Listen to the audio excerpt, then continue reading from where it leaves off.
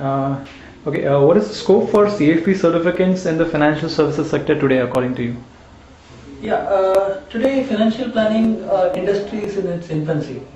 See, if you look at all the other mature professions like chartered accountants or architects or lawyers or doctors, these are very mature professions. And if you have a problem, there is somebody who you can turn to. So unfortunately, in the financial services space, there is nobody to turn to, and that is the gap which is being today filled by financial planners. So this profession, since it is in its infancy, it has a very long way to go, and it actually fills up a gap, a perceived gap today among all the investors. So I am absolutely gung-ho and optimistic about the profession itself, and CFP certification is one of the best certifications available today to help financial planners establish themselves in the profession. What makes you so optimistic about the future of CFP certificates in India? Yeah, it's simply this, that there is a virgin area which is untapped today, and it is waiting to be tapped. So there are a whole bunch of people who are approaching me today to actually get proper opinions and proper consultations on financial service related aspects.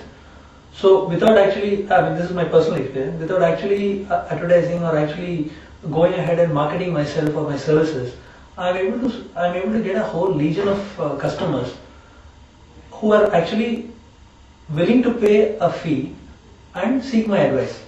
So by the day I'm growing optimistic, because without any marketing, without any effort, we are able to establish this profession.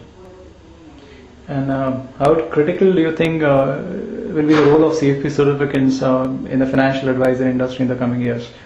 See, it's a very fortunate thing that CFP has established itself as the gold standard as far as financial planning certification is concerned. Even internationally, CFPs are seen to be the gold standard in financial planning certification. The point is, as far as CFP certificates are concerned, they are giving unbiased advice. We are not product sellers, we are on the side of the clients, we are not on the side of the manufacturers.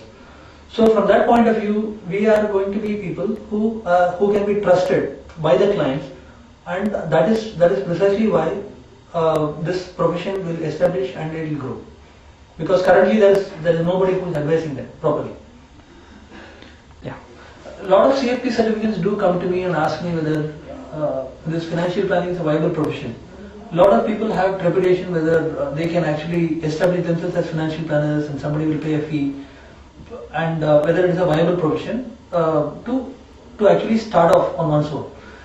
I'll only say this much, that it all depends on the approach that you take. If you continue to be say product seller, or if you continue to be a mutual fund or insurance agent, then possibly you will drive clients away.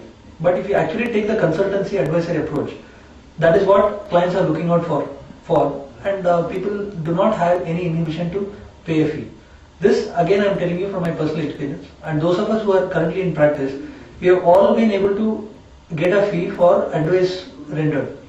We don't necessarily depend on product sales. All of us have different models. There are a lot of us who are only on fee only model. So that very clearly establishes that a CFP can survive just on consultancy alone. One need not be a product seller.